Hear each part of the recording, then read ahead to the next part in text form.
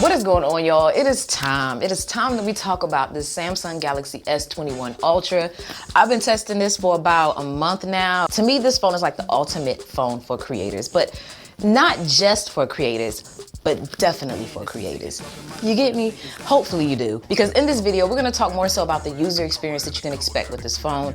And hopefully by the end of it, you can make a conscious consumer decision if this phone is the right one for you. All right, so the first thing I wanna talk about is what we're greeted with here, the design. It is a gorgeous phone. Like this matte black, I liked a lot better in person than I anticipated. I thought it just kind of looked like, you know, your traditional black, probably the colorway that I was going for the least, but when I got it in hand, whew, yeah, it definitely sold me when we met in person. Because this matte black just looks so sleek and so nice. And I love the fact that I don't have to worry as much about fingerprints. Even though it's made of glass, it's not as slippery because we have the matte finish along the back. It's just a really good solid build, but it is a very large solid build because we got a 6.9-inch display on this thing. Now, before we go any further, if you happen to be new here, welcome. I go by Tech Me Out, and up here on my channel, I like to talk about pretty much anything in relation to technology. So if that is something you're into as well, you can feel free to hit the subscribe button down below and the like button if you feel inclined to. I wanna say in my unboxing video, I pointed out a concern, which is how this might feel pressing up against the inside of my palm over time. And I gotta say, with the heft of this phone, and even though that corner is round, I don't know, I don't like the way that it feels in hand after using it for a while. Like I really can feel the weight of the phone, and this jabbing into my palm, I wasn't a fan. But in taking a look at the display, it is super vibrant. I mean, everything just pops so that you can get like a really good experience, whether you're just scrolling on Instagram, you're watching a YouTube video or a movie on Netflix, or even if you're just looking at your own pictures and videos that you captured on this phone. Regardless of what you are looking at up here, it looks good. I love it to the point that I could say, if I'm about to consume media and I have the choice to watch it either on this or my iPhone, I'm gonna choose this. Because with those rounded edges and that small, you know, little cutout here for your camera, it really immerses you into whatever you're looking at up here. Now, as far as accidental touches go, I still get them on occasion, but not as much as I have on other Galaxy devices, so that's good. Now, a couple of things to take heed in reference to the design here is that it doesn't include a headphone jack, and it now no longer includes a micro SD card slot. I know there's mixed feelings on both of those things.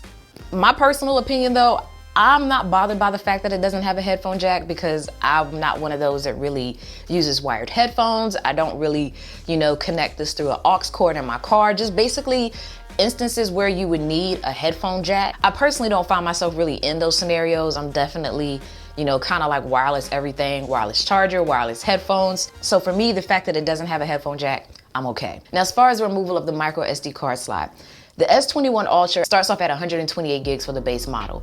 And for my usage on this phone, that's enough. So I don't personally miss the micro SD card slot either. But I know there's some of you out there that do.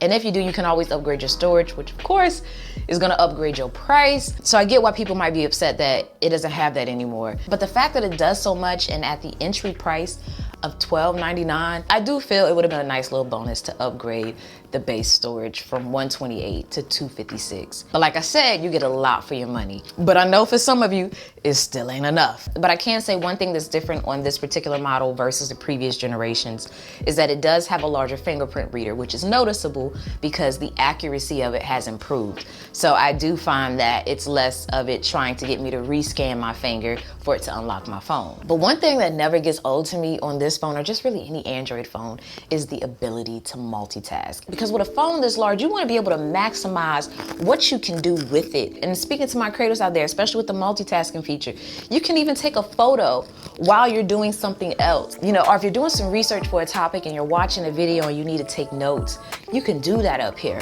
It's super advantageous to be able to like put one app at the top of my screen and another app at the bottom.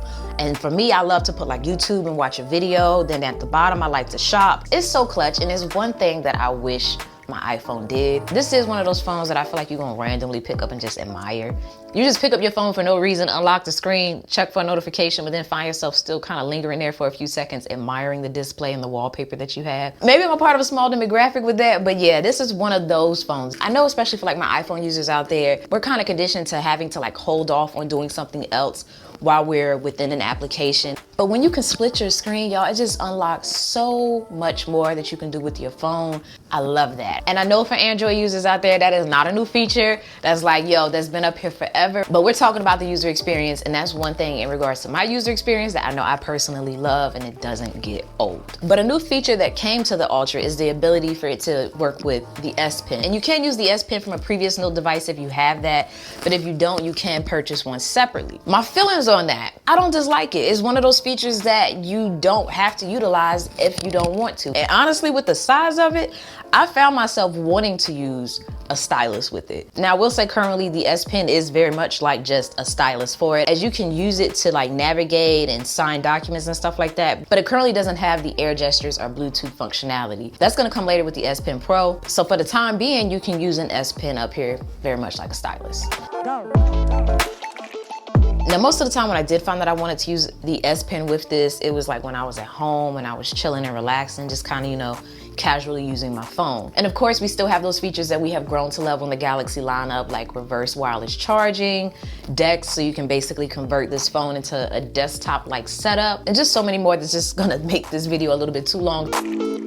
Now, battery life, it does pack 5,000 milliamps, and I will say for me, that has been well enough to get me through the day, and even well on into the next day if I forget to charge this. But I can't make it 2 days with that. But I can definitely make it like a day and a half. And I do kind of consider myself a heavy user, so keep that in mind. Now, when it comes to the software, this is running One UI 3, and with it, it brought a couple of new things, but one thing in particular that I like that it did bring is just a cleaner interface. And like when you're on your lock screen, you can tap your clock and you can get all these nice looking widgets, so you don't even have to unlock your phone to access some of the key things that you normally would unlock your phone to do. And when you're on your home screen, if you swipe all the way to the right, you're greeted with Samsung TV. So you have the option now to instantly start watching TV right from your home screen, and then swipe back to your home screen when you're done. And this is free. This is built into the phone. I can watch MTV. Is that right?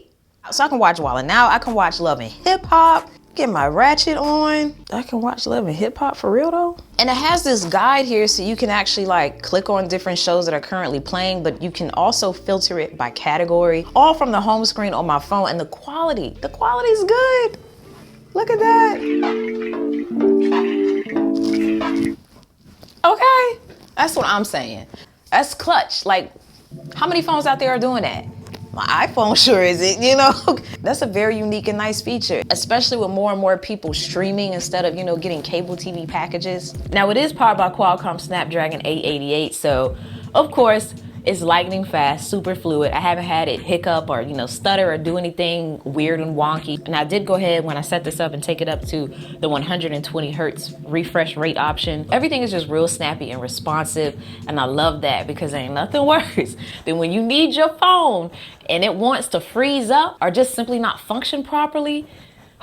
Yeah, that's a woosah moment. But thankfully, I haven't had that with this. It's been super reliable, and just as efficient as it has been, I have been able to be with it. So that's good. I also haven't had any issues with it overheating or anything like that, or getting really hot in my hand. Now the camera, creatives. This is really where it shines for us, because the camera up here just does so much. I actually was even gonna do a video solely on the camera, but yeah. But I did test it out quite well with Everyday Cachet and also Jared. Everyday Cachet is a really close friend of mine, and she has a YouTube channel focused on plus size fashion and sneakers. I'm gonna link her info below so you can check her out. She makes some really great content, and she models well. So we went out and tested the camera and had her do like a little mini photo shoot to see if it performed in a way where we might actually be fine using this to take photos and not feel the need to take a, you know, bigger body DSLR camera. What is going on? Behind me, I got the homie, Everyday Cachet. Hey, y'all. Been a minute, right? First look, I'm a little impressed. Right, look at I you. feel like, you know, I'm feeling myself. Yes. I'm feeling Let myself. her know.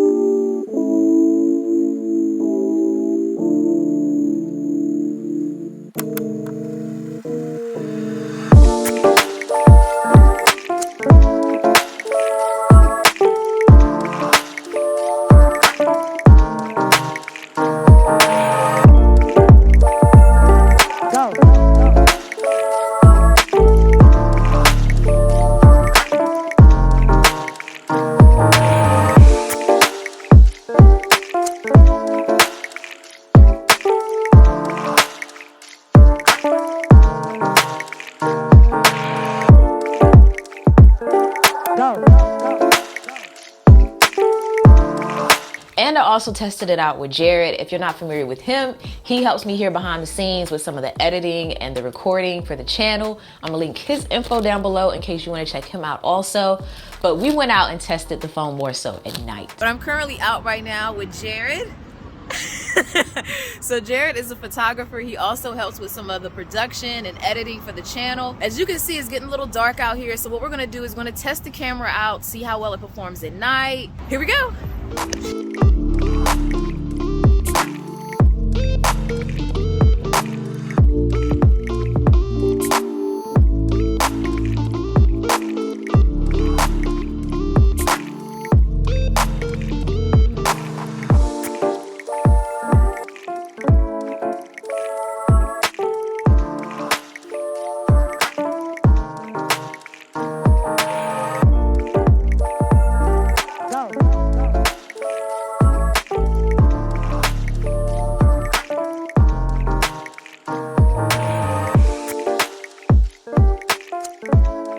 Super nice. It is super nice. Like, I really enjoyed using it. I really love portrait mode and the fact that I can change the different effects that are applied, from, you know, having a different type of blurred effect to it just putting, you know, a specific item in color and the rest kind of grayed out. You even can remove objects out of the photo in case you got something in there that shouldn't have been in there.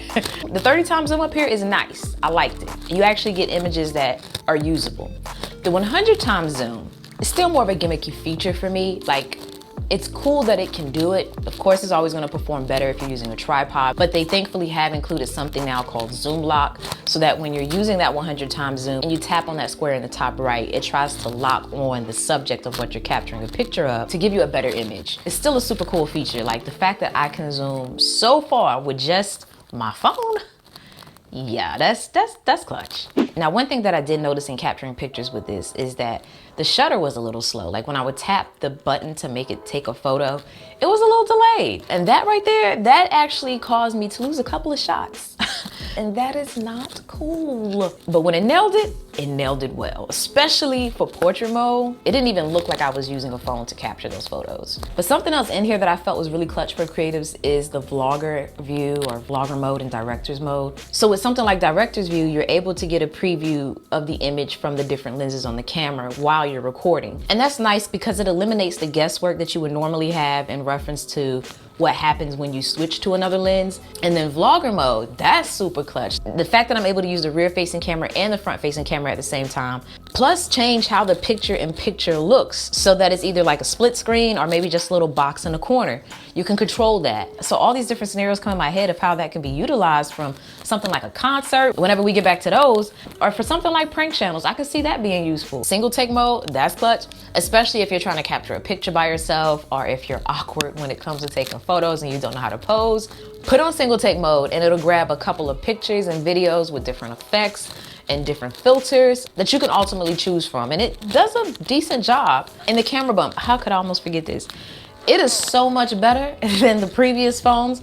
Although it still protrudes out of the device quite a bit, it's not as large as the previous generations. It's actually a bit more subtle. It looks better, it feels better. iPhone users that are looking at this, night and day. You are unlocking a whole new world of creativity and enjoyment and just media consumption, period. I feel like if you did switch over, of course there's a learning curve, but with all the things that you will then be able to do that you currently can't do with your iPhone, I think you're gonna enjoy it. Now, that's not to knock iPhones, but I will say this does a lot, and it's definitely worth checking out if you have been eyeing it. Now, this does definitely rival the Note lineup with its new ability to use an S Pen and just all the features that are built into it in general. It actually has me wondering, what is the next Note going to look like? What's gonna be the innovative feature on that makes it worthy of the Note title? Like, this does so much, it just really makes it hard to kind of wrap my mind around what's gonna be that standout feature on the Note, because before it was the S Pen and now the S Pen works with the Ultra, so what are we gonna get? I'm personally excited to find out though. But with all that said, I can say if you're the type of person that's looking for a phone that has a ton of features to explore and just kind of keep things feeling fresh and new, or if you're the type of person that loves a massive, vibrant display, or if you like a camera that feels as though it was built for creators, or if you want a multitasking powerhouse, or if you're the type of person that likes the idea of having the ability to convert your phone into a desktop-like setup, or a phone that has the ability to be used with a stylus, and a phone that plays extremely well with, you know, your Windows or Samsung ecosystem, then this one right here might be for you. But that's gonna do it for this one, y'all. I do hope you enjoyed this video. I know it's probably on the longer side, but it was a lot to say, so hopefully you stuck around for the whole video. And feel free to let me know down below in the comment section, what do you think of this phone? I'm interested to hear your thoughts. And I'm gonna throw on screen some videos you can binge on if you wanna stick around a little bit after this video. But until the next one, as always, thanks for taking the time out to let me tech you out.